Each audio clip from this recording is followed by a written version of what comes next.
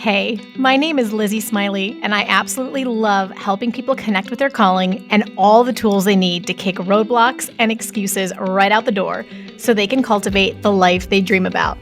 If you want to launch, grow, pivot, or scale your Etsy shop, or you've always wanted to develop the mindset and skills to run your own business, then I'm your girl. I've had that entrepreneurial spirit going strong since my very first lemonade stand, and now I'm a work-at-home mama with multiple online companies and a full-time Etsy shop, all while being present with my kids for the everyday chaos and most important milestones. On this podcast, we'll talk about all things business, mindset, Etsy, creativity, dazzling our customers, and so much more. There's plenty of room at this table for you, so scooch on in and let's go. I'm holding nothing back. Welcome to How to Sell Your Stuff on Etsy. I'm so glad you're here. Hey, you guys, welcome back to the podcast this week. I hope your Q4 is off to a great start and you're having some fun, seeing some sales come in. Today will not disappoint. If you need a pep talk, you want to hear some incredible testimonials, and you want to get your Etsy mindset challenge so that you can get to that next level. This is one of my very favorite people to interview because she always challenges me. Like, I always feel like I'm in the student seat when Brittany comes on the show. And if you haven't heard her before, you're going to want to go back and listen to the other episodes, but start with this one because it'll only set you on fire. So let me tell you a bit about today's guest. Brittany is a top 1% Etsy seller with over $600,000 sold on the platform. She's been consulting other sellers for over 6 years and is passionate about teaching people how to scale their Etsy shops to 6 figures and beyond organically without paid ads or driving any traffic from social media, just like she did with her own shops. Her students are consistently seeing huge results on Etsy and proving that the potential for anyone around the world to create a full-time business on Etsy totally organically with print on demand is absolutely possible. Brittany is one of the print on demand coaches that I personally have vetted, used her content, and recommend to you guys. I always take it really seriously when I bring someone providing a course or something like that onto the show and to share with you guys. There are so many incredible ones in the business, and I am actually friends with a lot of others. I just try not to muddy the waters with you guys with too many experts. But Brittany is one of my top trusted, and she is your girl if you love mindset, you're wanting to sharpen yourself, not just build a business. And if you want to be a mega seller on Etsy, her testimonials, she has so many. There's an entire page where she has them, not even all of them documented, but there's just tons of them. And you'll hear her share some of the stories. People, just the sky is genuinely your limit with print on demand, even if you're just getting started. So I get really excited. Brittany is an absolute delight. She's a firecracker. She's going to challenge you, encourage you, inspire you, and hopefully give you a piece of what you've been missing if you're trying to get to the next level on Etsy. So with all of that said, please help me welcome Brittany to the podcast. Yay! Be a Wolf Biz back in the house. Hey, I had to be the biggest dork ever. Brittany, hey, how's it going? And welcome to the podcast. I am that excited to be back. So I'm glad you physically represented it. I'm a little tired today. So yeah, I appreciate at your hour being on the West Coast that you're bringing the heat that you are, because I won't even get on camera that early. I need to start offering you later in the day slots. But anyway, no, this is fine. It's always just a joy to have you. And you bring a side to Etsy and entrepreneurship that nobody else does in the podcast. You also have the most insane student testimonials in the business. And it's frankly, in the best way, intimidating. So, but because you get into people's brains and you change it for the better. So it's going to be good. Tell us, I'm sure we've got a lot of new people around here, which is awesome. And I'm so glad they're here, but they haven't had the Brittany Lewis smackdown yet. I really shouldn't call it that. It's really the best bear hug. I'm going to change your life forever. For those people though, I'm going to link your previous episodes because everyone has different stuff, but let's go into your Etsy background, a recap, and kind of what you're up to now, which probably is the exact same rinse and repeat. I love it. All right, let's do it. Yeah, I began selling on Etsy 2014. So it has been 10 years since I opened my first shop. I started with zero experience, never did anything like it in my life. I had opened an Etsy shop 2 years prior to that, and it crashed and burned because I was trying to sell home decor in glass frames, and they would shatter every time they went out to a customer. So I tried a different angle 2 years later, and somehow that shop ended up taking off. I hit on the right niche. I was selling Raven Festival wear, handmade stuff. I was making high-waisted shorts, cutting them and painting them and doing all this fun stuff myself.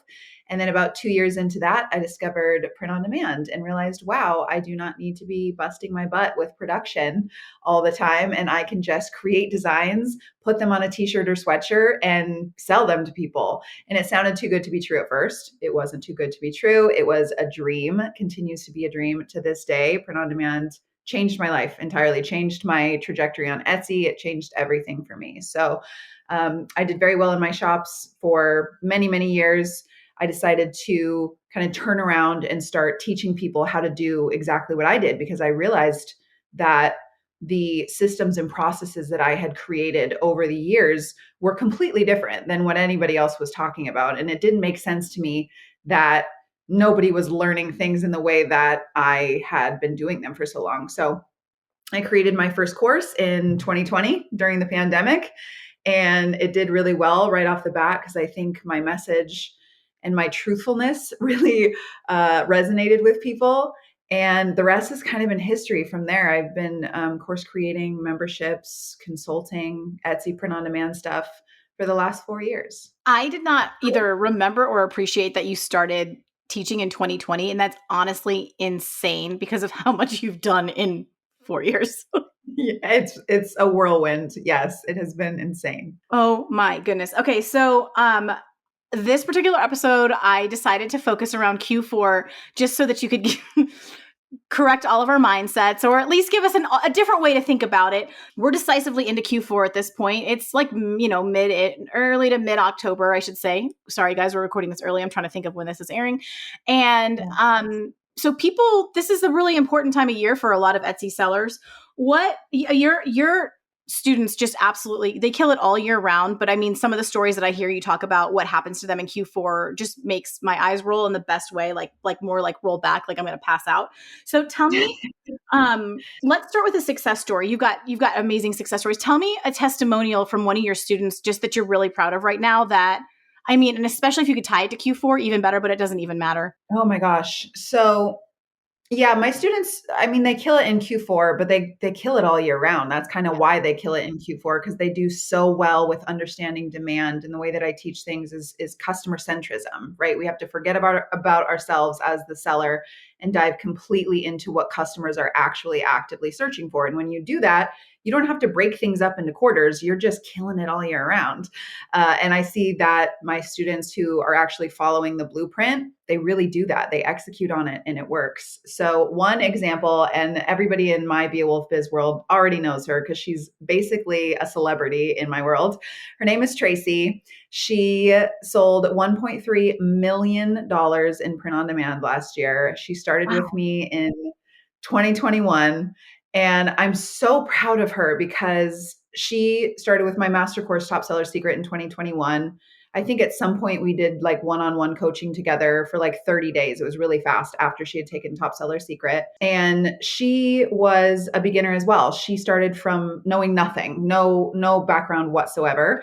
And we worked through all of the things that all beginners work through: her mindset, her thought processes, how she wanted to be kind of squirrel brained and chasing sales and chasing a bunch of different niches. Like, she went through everything that everybody else does.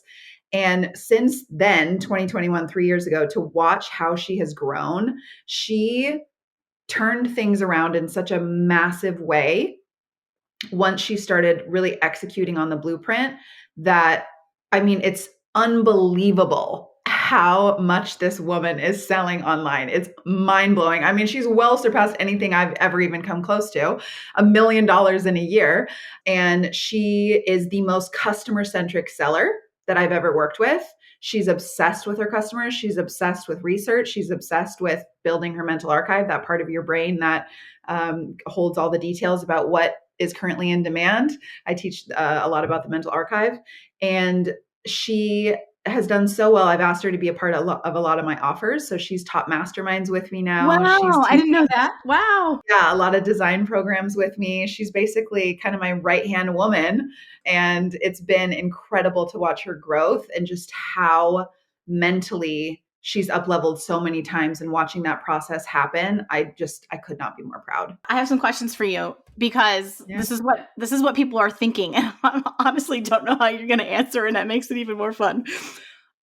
Do you know how, like, approximately how many listings she has in her shop? I think she has, somebody asked her this the other day, maybe around 150, 200. Okay. I'm laughing because that's nothing. That's really Correct. small for that kind, right? And then do you know how often she's uploading new designs?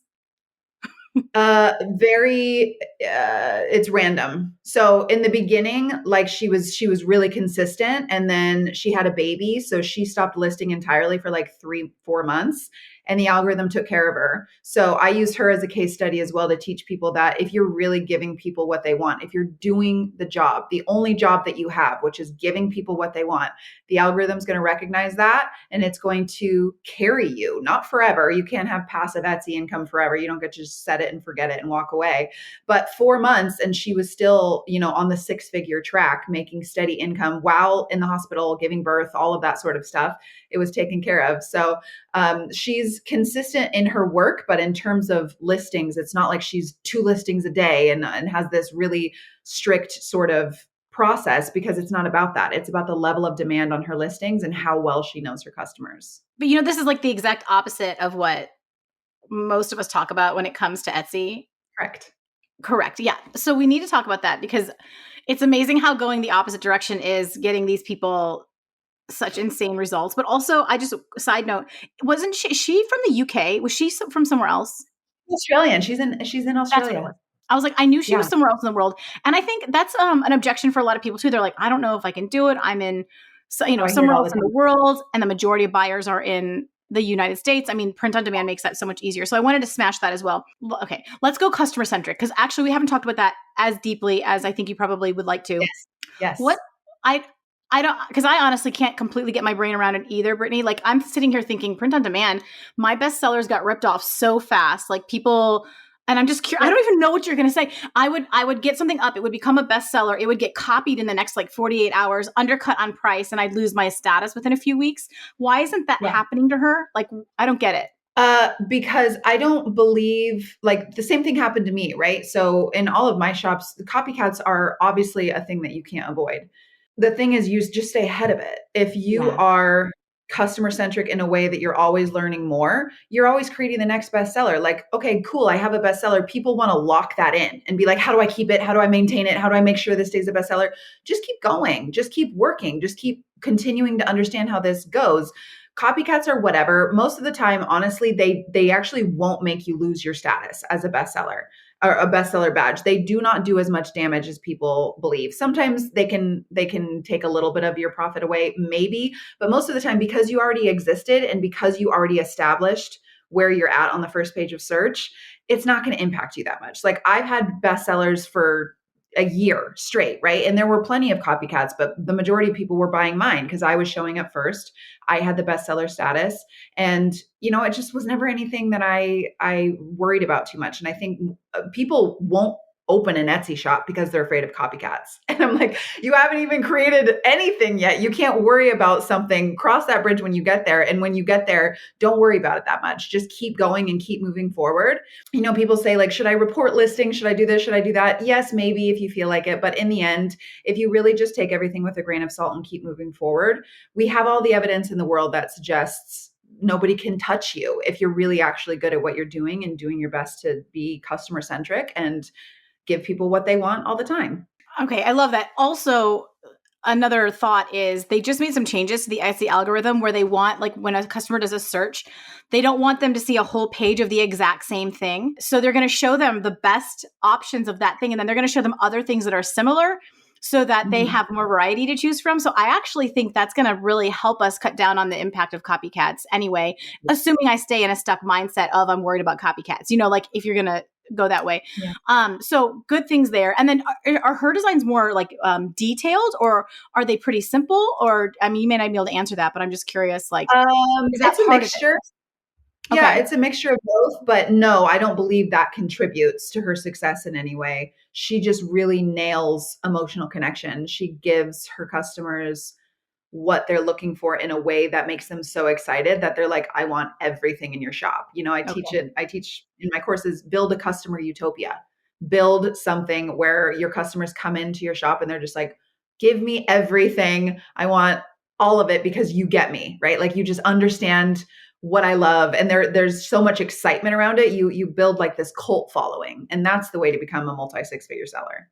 So that's really, is that in your mind really picking a niche? And I want to get into customer-centric, but is that picking a niche and really staying focused on it? So like we both love horseback riding. If I'm creating something for the equestrian, I need to just like go hard on equestrian and stop trying to also then figure out a dog lover and a cat lover and a chicken lover. What are your thoughts on that? Yeah. So what you resonate with as a seller holds importance in the way that when I talk about emotional connection, it means the language of emotion, right? Emotions create sales. So if you can make somebody feel something and resonate with your design, they're going to buy it. So emotional language in that respect, if you take a design, like I always use the goth niche, right? The goth example. I don't speak the emotional language of goth. I don't understand it. I don't mind it. Like I don't hold anything against people who like the goth niche, but I don't get the draw. It doesn't resonate with me. So I never attempted to create goth designs because it wasn't something that I understood. And so I tell people, go for things based on data that you at least somewhat understand, and then learn the rest of the language through research, and then connect with your customers through the work that you've done in order to understand that language. So in that respect, being able to create a mega shop based on emotional connection is how you continue to keep those sales going, because you learn to speak the languages that your customers are speaking and you're communicating with them all the time through the designs that they love the most. That makes sense. Mm-hmm. No, absolutely. So how would you define like what does it mean to be customer centric and how can we become that way? Yes. Okay. So most sellers come into the print on demand business with one mental paradigm, and that is me, me, me, me, me, me, me, me, me. So they're thinking, how do I make sales? How do I get the strategy that's going to make me more sales? How do I make more sales faster? What am I doing wrong? I want to go on vacation. I want to quit my 9 to 5. I want to, whatever. Everything is about them. The thing is, you as a seller are not the one funding this multi 6-figure shop dream that you have. Your customers are. So why in the world do we think that serving ourselves the whole time, trying to figure out how to get the stuff that we want faster, how do we think that's going to bring in the type of money that we're trying to make, right? Because we're not the one buying our stuff. The customers are. So if we can figure out how to shift that focus to be less self-centered and less seller-centric, as I call it, and flip that entirely. So you're not even worried about sales anymore. I tell my sellers that sales happen as a byproduct of doing the right work. You don't make sales happen. You do the right work and you get the right results. Sales happen as a byproduct, meaning byproduct you don't have to work on directly. It happens when you're just doing the right stuff over here. The sales happen over here when you're doing the right stuff over here. So you don't have to worry about making sales. You have to worry about becoming more of an expert in what people are actually actively searching for and learning more about that every single day and how to give them more of it. And people have a really hard time doing that because they have a really hard time not thinking about, well, where are my sales? And what they don't realize is they need to be focusing on, how do I get better? How do I understand more of what my customers are looking for? How do I make better database decision making? I tell people all the time, the only difference between a mega seller and a non-mega seller is the quality of decisions that mega sellers make.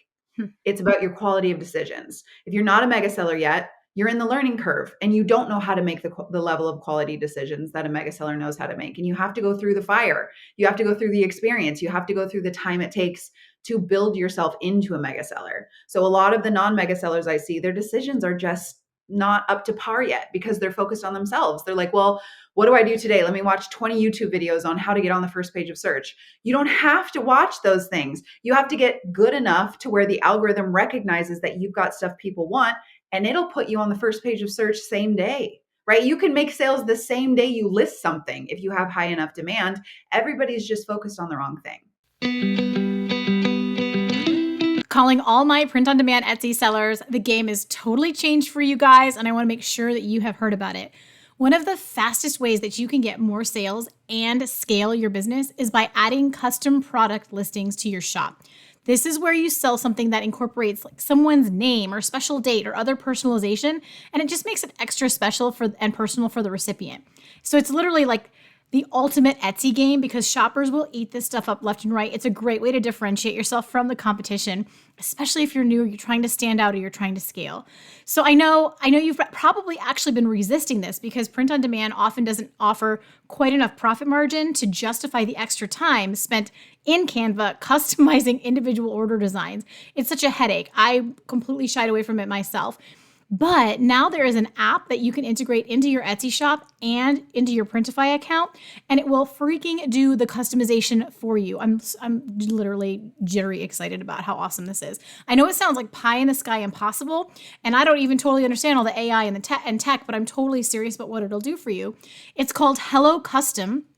And it uses AI to do what we ourselves used to do right there within Canva. So the customer puts their customization text right there in the personalization field at checkout. It's like a normal thing that you can add into your listing. And then Hello Custom will take that field and it modifies your text on your design to match the personalization. And then they just send you a note to double check and approve it so it doesn't go to the print without you making sure it's done right. And bada boom, guys, it's that crazy. It's so game changing. So I cannot recommend this enough. It's also an insane deal, which I love to see. They're giving my listeners right now a special link for Hello Custom, and you can get lifetime access for a flat $67. So run, don't walk. This is a temporary thing. It's usually a monthly charge that you'd pay forever, and it may not stay this way. So $67 to have it forever is bonkers. And I'm going to put that special link down in the show notes in the sponsored section at the very bottom. And I can't wait to hear your stories and your success with custom print on demand products. How do we this is so good, Brittany. How do we sharpen that? Like where do we start? Like, if I think about, we can go back to the equestrian, like how would I even start to understand better what they're looking for, what they'd be drawn to? How do I even become that good? Yeah. So that is when I talk about research is the foundation of everything I do. I call it brain priming, and I called it building your mental archive. Brain priming is basically exactly what it sounds like. It's priming your brain to understand demand. So say the equestrian thing, it's got good data. It's something you want to get into. It's something you somewhat speak the emotional language of, and you think you could, create great designs for it that people would love with demand. You start on Etsy first. What's already selling really well? What are people actually looking for, and what does that look like on Etsy already? Then you go to Pinterest, then you explore on Instagram. Then I have sellers that go into Reddit threads, Googling articles like Tracy, the mega seller who did $1 million last year. She follows her customers on Instagram. She watches what they do on the weekends. She's in all the communities that they're in because she's trying to understand them on an emotional level. What do they like to do? What are the things they like to see? What's their vibe, right? Because emotions, it's all about the vibes. And if you understand the vibe of what people are looking for, you're going to tap into that excitement. That excitement is going to create the sales. So it's basically just drowning in it. It's full immersion. And people are like, well, am I going too far if I do this? Or am I going too far if I do that? Is it too much research? Like, when is it too much? And I say, it's literally never too much. You can never have too much information about your customer. You have to feel very connected to them and understand them. And you have to know what it is that makes them tick. And you can't do that without the level of research that is required. And a lot of people want to skip over that. They're like, well, just let me know. Just tell me how to create the designs. It's like, no, you don't get to take the shortcuts. If you want to have $200,000, $300,000 months, like some of my students are doing, you have to reach that level of expertise. You have to go deep. You have to do the work. The right work, which is what I just described, is that work that brings the right results, which is those multi six figures that everybody's after, but wants to find the quickest way to get there. Don't focus on how do I get there faster. Focus on how do I deepen my understanding and get to be more of an expert every day in that realm.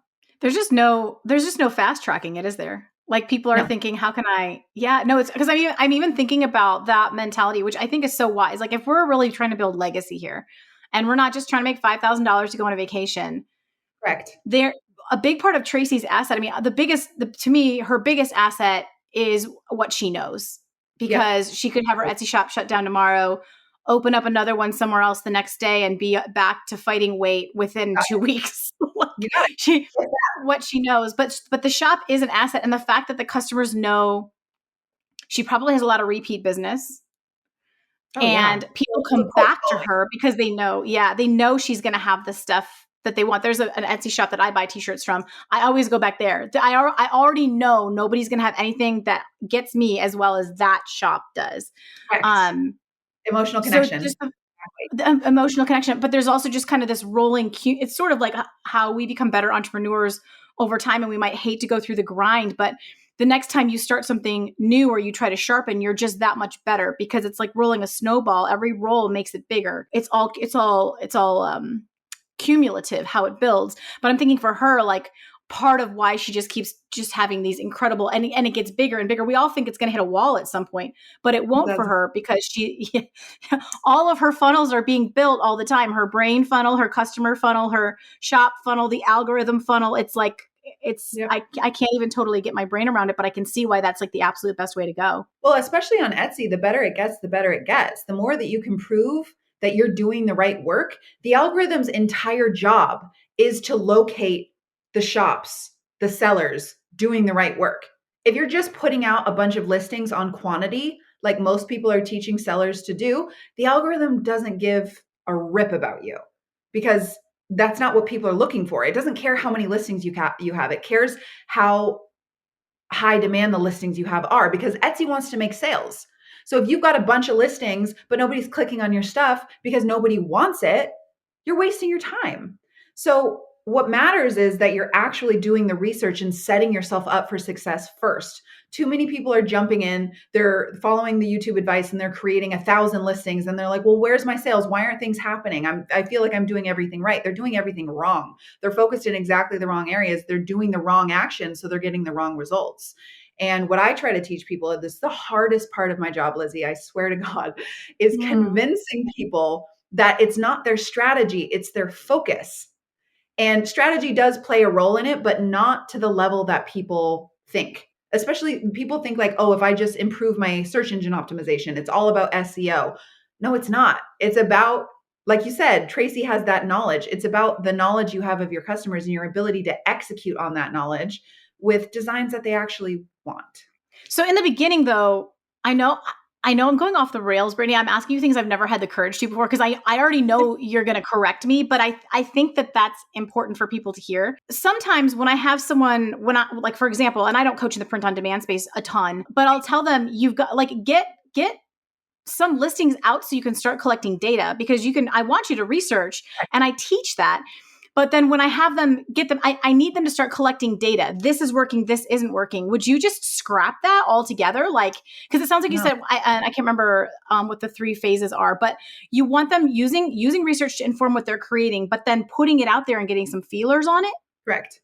Yeah. So it's a delicate balance, right? It's not really black or white when I'm saying like, don't do this or do that. You do have to do everything at once. I tell people, get as messy as possible in the beginning. Okay. Okay. So we agree.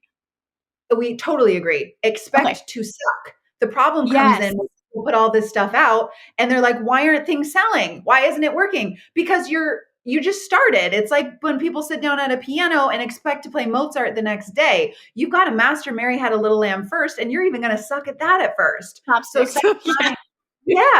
trying to master something that takes time, and stop comparing yourself. Like sellers who have been selling for 3, 4, 5 years that are making 6 figures, stop thinking you should be where they're at. They're on their chapter 30. You're on your chapter 1, right? You can't skip ahead in that way. And so it's the expectations of people that make them go wrong, that steer them in the wrong direction, that make them quit faster, because they're expecting things to happen right off the bat. And the process doesn't work that way. The process is about practicing. It's about getting messy. It's about making the most informed decisions for where you're currently at.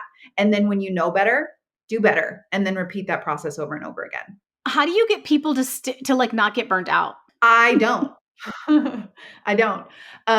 That is something I've been talking a lot about recently. I can only take people so far. I can only help them focus on what matters the most. And if they choose not to follow that advice, then that's on them, right? There's this level of self-leadership that all of this takes. And Yes. burnout is a result of focusing on results. If you aren't focused on results, you're just going to have fun. You're just going to be excited. You're going to wake up and be like, what can I create today? What can I learn about today? How could I make my customers even happier today? What can I do today that's going to bring me 0.05% closer to that customer utopia? There's no burnout in sight. Burnout comes from results focused seller centrism, period.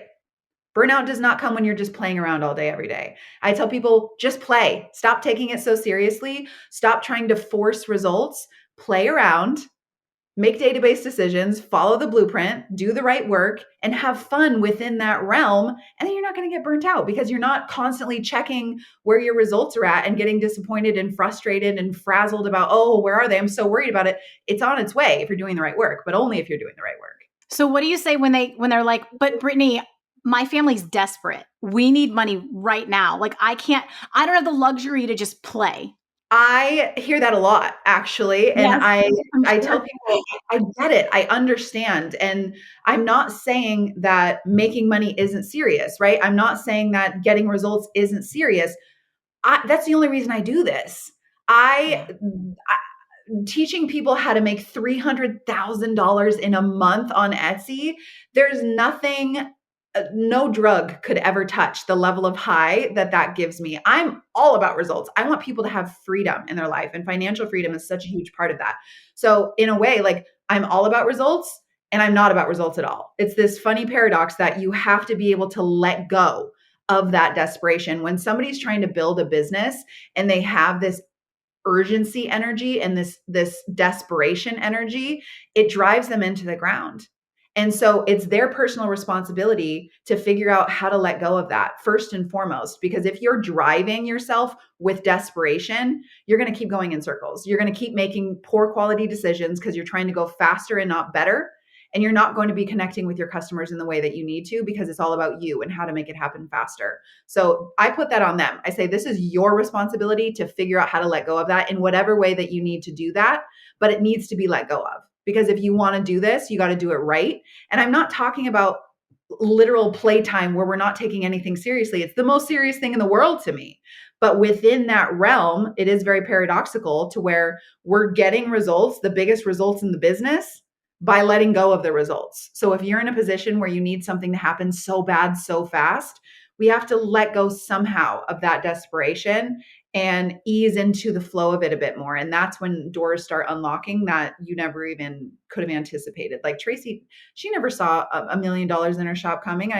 I've shared, calls that we had with each other back in 2021, and she was dealing with the same stuff everybody else deals with. Everybody thinks, well, she must have been different. She must have had experience. She must be I remember yeah. I remember when we were excited, she made like 200,000 or 300,000 in a year or whatever, like this. Yeah. She started where everybody else started. She just had the wherewithal to understand that it wasn't about speed. And that doesn't mean you can't go fast. I don't want anybody to misunderstand me in that this always takes a long time. It doesn't. I have students that take off within a month. I have students, one student did like, I think it was, she did 200,000 in a month, and she had started Top Seller Secret 3 months prior. So it took her 3 months to get to $200,000 in 30 days. So this happens fast all the time. But what I'm talking about is not clinging to this timeline, because the people that do succeed the fastest have let go of the results entirely. They've let go of the timeline. They're not measuring every single day where they're at. They're too focused on doing the right work to think about themselves and like, where is it? How can I make it happen faster? They're just doing the work. What you're saying makes so much sense. And I want to just click a few things for people. Anytime we bring desperate energy to anything, like think of the person who comes to the party and you can tell everyone's just vibing, having fun, catching up with their friends, and you can tell they're so insecure and they're so desperate, or they're like chasing after a particular partner that they're interested in, and they're bringing that desperate energy. We have all watched this unfold in other areas of our life where you already know this is never going to happen because you are bringing, and then the second that person is over them and into somebody else, the first person is like, oh, where's my attention? Then they become interested the second that they redirect their attention. Or for our mamas, like if you think about childbirth, it's less so with the drugs, but if you go more natural, you hear how they used to teach it. They're like, you have to surrender to the pain. The more you clench, the more you tighten, the more you do this, the harder this birth is going to be, the more damage it's going to do. You have to, it's not just relax like it's going to feel good like a massage, although not the ones I go to. My masseuse is like down for business and she's going to work stuff out of my body. But if you're going for a relaxing, it's surrendering to the pain. Yep. And when you do that, things happen more naturally. Or you'll hear this about like flow state. You have to get out of desperation into flow state and then things come to you. And it's not woo-woo. It's like, think about the birth. It's literally science. So I love the way you explain this. I think it's really important. And I love that we got a chance to talk through. You're not saying like never care about the results. You're not saying never get messy. The exact opposite. You're just saying that there is a paradox here. So these interviews take like 4 hours. We have so much to talk about every time I come on here. I know. And I want to go back to, and I already know what you're going to say, but I'm going to do it anyway. I'm going to go back to Q4 because somebody's missed the point and I love them and I want them to hear the point. So what do you think the possibilities for print on demand over the holidays are? So the holiday possibilities, let's talk about it. The possibilities for the holidays are there because it is true. So let's talk about what's true first. It is true that there is an uptick in shopping on Etsy in Q4. That is true. It is true that people are shopping for the holidays in Q4. It is true that people are shopping for gifts in Q4. All of that is true. Let's talk about what's not true. What I believe to not be true. And my perspective on Q4 is different than what most people will hear. What's not true is that Q4 has to be a really big, hairy deal that we have to stress out about, prepare for. You know, a lot of people think maybe I'll just sell on Etsy during Q4 and then tap out the rest of the year to, make my money. It's not true that Q4 is something that you need to prepare for, period. That's what I tell people, because this comes with a caveat, because when you are doing the right work the whole year, which is what we've been talking about this whole interview, Q4 takes care of itself. So yes, it is true that more people are shopping there. So it's like, well, Brittany, I want to take advantage of that. Yes, you will take advantage of that by already having established yourself as a shop that's got the stuff that people want. And people think that in order to take advantage of Q4, they got to be selling Halloween specific things. They need to be selling Thanksgiving specific things. They need to be selling especially Christmas specific things. You can if you'd like. However, it doesn't typically pan out the way that people think it's going to pan out for them. Mostly because it's the way that everybody thinks. Everybody's hopping on Etsy for Halloween, Thanksgiving, and Christmas, creating Merry Christmas, Happy Halloween, very generic things that 100,000, 500,000 other listings already are doing. So what I teach people is that if you're mastering demand and if you are understanding your customer and all year round, you're doing the best you can to create that customer utopia, what you're gonna make sales on in Q4 is gift buying, because you already have the stuff in your shop that a lot of people want. You're showing up on the first page of search, you've got bestseller badges, you're already moving and grooving in the right ways. So what shoppers will do is they are going to buy the products that are already doing well as gifts. So people might think that I'm making all of this up. However, I've been through many, many, many holidays, Q4s now. And when I see my students do really well on Q4, it's simply because they have a giant uptick in sales of the things that have been selling already year round, because it's already the stuff that people have been searching for and buying. And this blows a lot of people's minds because they're like, well, wait, that means I don't have to do a whole lot of extra work.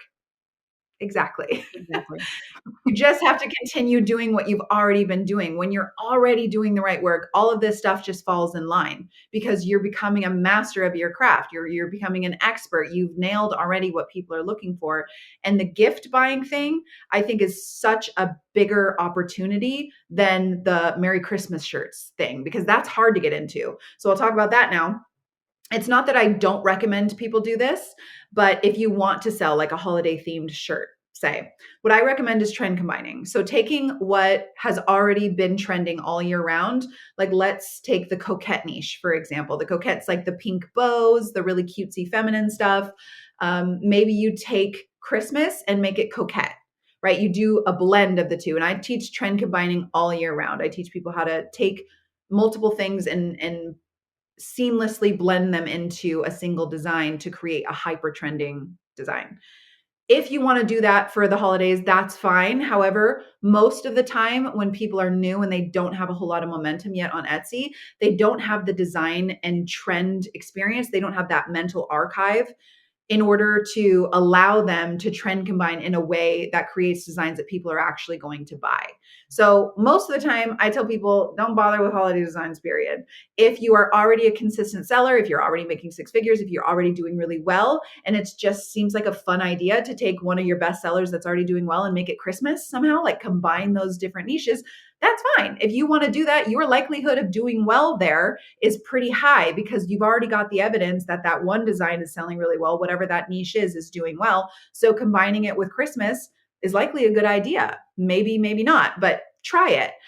For the other people, I teach them to just continue to research, continue to build a mental archive, to continue to become more of the expert and putting things out there, and stop putting so much pressure on Q4 because it's actually working against you. All right, guys. So as you know, I've been on a print on demand journey with my new Etsy shop. I opened just a while back and I'm having the best time ever and learning so much, but I really wanted to give you a little update and tell you how sold out I am for Printify as my print on demand provider. So they were my go-to in the very beginning because my POD experts all told me that they were the way to go. And Printify has not disappointed me a bit. I'm very happy with the quality of the products that are going out. The turnaround time has been good. I love their interface and I feel like it's very user-friendly and integrates well with Etsy. I am super happy with the margins I'm bringing in, especially using Printify Premium compared with the other print-on-demand providers. So it's just been a win-win all around. Basically what happens is this. So I set up a listing mostly over on Printify, and I have it all synced up with my Etsy shop. So over on the Printify site, I get the product all ready to go with my design properly placed, all the colors I want selected, the title written, the description written, and the correct pricing and shipping already in place. Like it's all done on Printify. The only thing I don't sync is the product photos because I create, of course, all of my own mockups for a better quality. So then I click publish over on Printify, and within about a minute, the product shows up over in my Etsy shop listings as an active listing. At this point, it's live.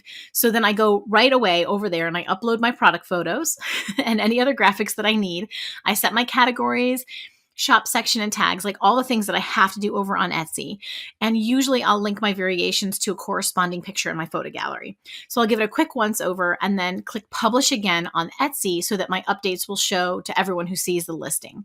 The great thing about doing it this way is that when an order comes in, within 1 to 2 hours, typically, the order then syncs over to Printify back again. And so all of the product and customer details are there. And Printify just makes it crazy easy to run my print on demand shop. I can't believe it. Like, golly, after making, wood signs for 6 years, this is a dream. So Printify has over 850 products to choose from. You can customize and create new designs to your heart's content. And the best part is you don't have to worry about keeping an inventory or shipping products yourself. Printify handles all of it for you. And seriously, their production costs are unbeatable. So if you're considering print on demand, give Printify a try. I recommend it. Feel free to grab my link in the show notes waiting for you. And if you use my code Lizzie Smiley, which is no spaces, all caps, LIZZIESMILEY, you can get 30 days free of Printify Premium, which gets you even lower production costs. So again, that's Lizzie Smiley, no spaces, all caps. It's an absolute steal, and I always use Printify Premium.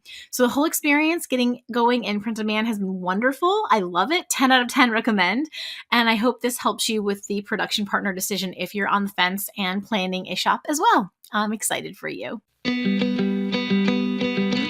I can attest to, I don't love chasing the holiday specific things. I get that it's like maybe some quick cash, but I don't like that it can't continue on for me. So that tends to, but I know that a lot of people love to do that. And I think you're brilliant to suggest the trend combining all day long. But I can attest to when I was selling signs, I would always release a holiday theme, for not so much for Halloween, but for sure for Thanksgiving and for Christmas.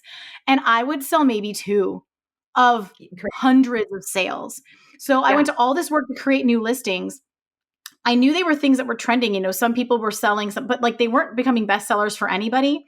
And it was the ones that I sold over and over and over and over again all year long. All I'm doing is validating exactly what you said, Brittany, is like, yeah, if you want to spend some time there and see if I can help you, you know, get hooked in, get some traffic going, then great. But I can attest to it doesn't help you much at all. So if someone is starting now in October and they don't have the whole year to kind of ramp up, what would you be telling them right now, other than they need to get into your resources, which we'll talk about here soon? But I would say act like it's March. Forget about Q4. Don't put the extra pressure on. Act like it's any other month. Start from where you should be starting, which is you're just sitting down at the piano. Let's master Mary Had a Little Lamb, right? Let's not shoot for Mozart just because we're in Q4. Master the basics. Start in October like you would start in March, like you would start in June, like you would start any other month. Q4 may help you make sales faster. Maybe it doesn't. Who cares? Either way, you've got to do the work anyways. So start as you would any other month and master the basics and continue moving forward. Get really messy. Do a lot of data-based decision-making. Learn how to do the data-based decision-making. Do a lot of research. Just get to know your customers. Do the stuff. Do the right work that you would do any time of year. I love it. Can you give us one more? I'm always here for the stories. Tell us one more about your students. Maybe it sounded like you just shared one a little bit ago, but a more recent success, like someone who kind of has been on your radar the past year. That would be super fun to hear. And then I want to find out about what. So my follower base has been recently increasing with stay-at-home moms, which I love. I myself am not one, but I love them, and I love teaching them and giving them that ability to put their creative force to something while staying at home with their kids. And I think print on demand is the absolute perfect business model for stay-at-home moms. So I just interviewed one of my stay-at-home moms who she posted in my master course Facebook group. And she said that, you know, over the last few years, she's been kind of in and out because she's been busy. So she hasn't really given it the full 100%, but she's still making, you know, 50,000 a year. She's not at six figures, but she's making at least a really solid part-time income, not really even trying that hard.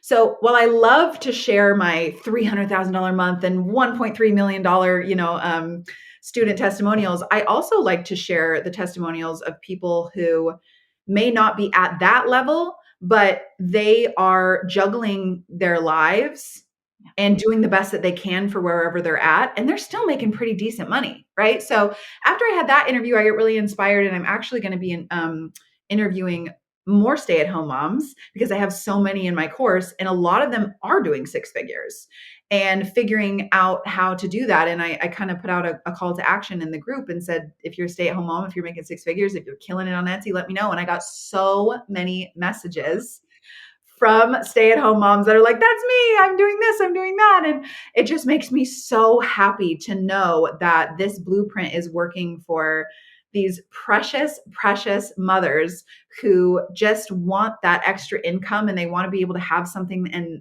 that's fun to be able to love and care for their kids in the meantime and take care of business and be bosses simultaneously. So that's something I'm extremely proud of. And my thing is I'm all about freedom in my personal life. And it's the reason why I teach everything that I do. I want people to be free, and to see that happen in so many different sectors and for so many different types of people and ages and employment statuses and all of that sort of thing. It just couldn't make me more proud because I'm doing exactly what I set out to do. And I love the impact that it's able to make. The stay-at-home moms, just because the truth is we have no control over much at all. Right. Least of all our time. I had so many lofty goals this summer, and then my toddler decided he's not going to sleep and he's not going to sit. So it's like, okay, so that makes me so happy. I love that. And I love that you put the call to action out, because I'm sure people in your group hear the crazy testimonials, because it's not like you just have Tracy, you have so many people making insane money. And I'm sure they think to themselves like, Brittany doesn't want to mess around with me. I've got, compared to these stories, she doesn't need mine. And meanwhile, the rest of the world is over here like, oh no, we are craving your story. Like, please, we need to know we can do it too. So, Brittany, you've got like several things that you have that you offer for people to learn more from you. I'm a huge advocate for courses by people like you that I have vetted, because what it does is it short tracks. Like you can go watch YouTube and that's great. And you know what? A lot of those YouTubers are my friends. They've been on the podcast and a lot of them have really good advice and have helped a lot of people. It's just that if you listen to so many different people, you're going to learn, you're going to get conflicting information and you're going to lose time trying to figure out which path to take.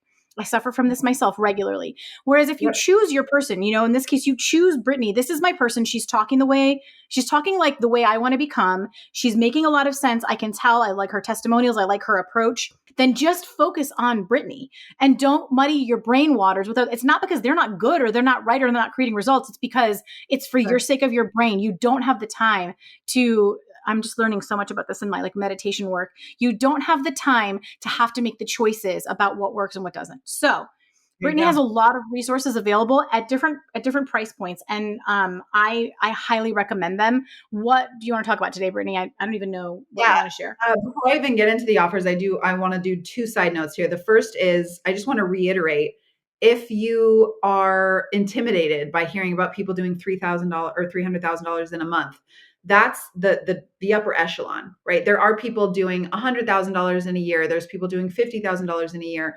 The beauty of this is you get out what you put in. So I always say that I want to teach people who are trying to build an empire, right? Yes. But there are people at every step along the way. And so it's not that these high numbers need to feel intimidating. Anybody can reach them if they're doing the right work, but it's so personalized. I love print on demand because you can fit it into your life in whatever way that you need to. You don't need to be putting 12 hours a day, 8 hours a day, even. You don't need to be working every single day. You can take days off. You can take weekends. You can do whatever you want. You can structure it exactly how you want to structure it. So I just don't want anybody to be intimidated by those types of stories, because this works for everybody in whatever way that you want it to work for you. Second is, Lizzie, I would love for you to link my Mega Seller Stories page if you can, because there is one site that I put together with every single testimonial that's basically ever come through my DMs. There's even more that have come through my inbox that I haven't even listed yet, but it's just a huge page of people's stories. And I know that it's really motivating for people to see and to understand this is all stuff that is doable. And it is doable to this day. I get a lot of questions. People like, well, are people still making this much money? Is Etsy still viable? Is it too saturated now? A lot of people have this weird misconception that between 2020 and 2021 was the only time to get in on print on demand. And now it's not viable. And that couldn't be further from the truth. There's always opportunity. And so if we can link that page, that would be great. In terms of my offers, I always tell people start with Top Seller Secret. It is my master course. It is the foundational strategy of everything that I teach. So I have smaller offers that kind of surround Top Seller Secret, that if you want to kind of dip your toe in at a lesser investment, that's fine. But Top Seller Secret, if you're 110% in, if you want to just hit the ground running, that's where you should start. I also have Wolf School, which is my monthly membership. And that one is like a trend spotting membership. So it helps you develop that level of expertise that I talked about throughout today's interview with trend spotting and understanding demand. And we've got a mindset week. We've got a design workshop week. We've got a specific trend week where I'm diving deeply in screen recording and showing everybody everything that I've got for that month. So that's only $67 per month. So it's a total steal. You get a ton of content. That's a good place to start if you're looking for a lower investment, just quick way to taste my content. But those would be the two main offers that I think people are best beginning with. Okay. And then correct me if I'm wrong, but for our listeners today, when they get Top Seller Secret, they're also going to get Research Revolution? Yes. So I'm bundling for your followers only, Lizzie. Research you guys Revolution. Don't know what a big deal this is. Research Revolution is a deep dive basically into my research process. I use Instagram. I leverage Instagram's insane power of understanding what's in demand. And I show you exactly how I do that. So I built my 6-figure shop based on mostly Instagram. Some people like Pinterest better. Some people like researching on Etsy better. I want everybody to do all of it, but Research Revolution really focuses on Instagram because that's the one that most people don't know how to do. And I've found it to be the most valuable of all. So I do a deep dive in Research Revolution on exactly how that looks, how to take the inspiration, turn it into a design. I'm actually in Canva showing you how to do that. It's a really, really insane fantastic offer, and it's broken down into bite-sized pieces. I'm including that in Top Seller Secret. And you also get a free month of Wolf School in Top Seller Secret as well. Yeah, if people want to join that and get that freebie as well. Okay, so I can personally vouch for, I purchased both Research Revolution and Wolf School. I haven't done Top Seller Secret yet, only because I haven't committed to print on demand yet as a seller, because I have my fingers in too many pots. I know it's insane though, and I know that I need to take it because I want to learn your E-rank strategy so badly, just for the rest of Etsy. Like I'm just like drooling for it. But for you guys, Research Revolution is insane on what it will teach you. So thank you so much for including that, Brittany. And Wolf School is like mind blowing to see what's happening every month. And she'll actually, like, you can submit your designs and she'll show you how she would rework them to make them better. And that's the group coaching calls. Yeah, I forgot to mention that as well. There's a group coaching call. It's so valuable because a lot of us are like, how would I even, because we don't have the mental archive yet. So I want to add that as well in Top Seller Secret. 6 hours of erank.com deep dives were just added for free to everybody in Top Seller Secret. So it's literally 6 hours of purely eRank content. I'm already hearing about how powerful that addition has been. Like, it was already next level, but just to be like looking over your shoulder at how you like just physically go through the research is bananas. I'm already hearing the testimonials about that. Thank you so much. Where are the best places to follow you or find you? I'm most active on Instagram, BeAWolfBiz, BeAWolfBiz.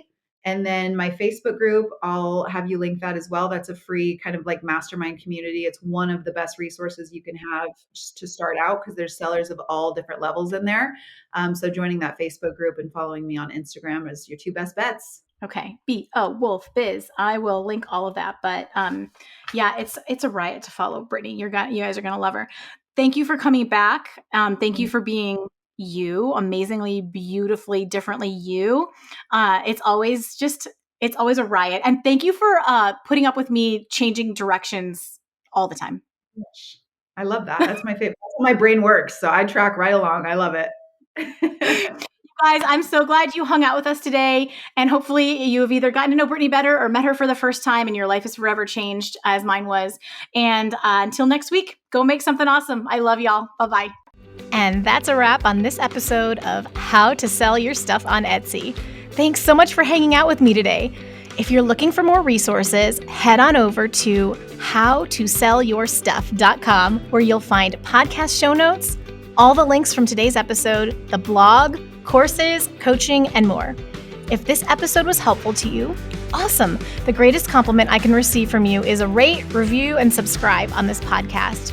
Not only will it allow us to connect again on a future episode, it lets me know I'm providing you with value and helps other people find this content more easily. From the bottom of my heart, thank you for your support. Have a great day and see you next time.